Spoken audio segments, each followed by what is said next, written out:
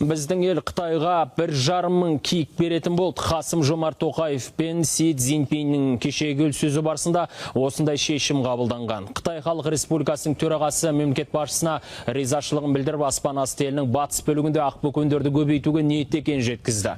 Бұл көрші елдегі киіктер популяциясын қалпына келтіруге септігін тигізбек. Айта кетейін, өткен жылдың есебі бойынша еліміздегі бұл жануардың саны 2.800.000-ға жуықтайды. Ал кеше Си Цзиньпинмен келіссөз жүргізген мемлекет басшысы екі жақты қарым-қатынас жылдан жылға нығайып, алтын кезеңге қадам басқан мәлімдеді. Достық байланыс екі елдің тұрақты әлеуметтік экономикалық дамуына және халықтардың әл-ауқатын жақсартуға зор септігін тигізіп жатқанына назар аударды. Алқалы жиын аясында 24 үкіметаралық және ведомствоаралық құжатқа қол қойылды. Екі ел делегациясының мүшелері энергетика, аэроғарыш, цифрландыру, кеден, ауыл шаруашылығы, электронды сауда, туризм, зияткерлік меншік, медицина, медиа, ғылым, өңіраралық байланыс салаларындағы ынтымақтастық қамтитын құжаттармен алмасты.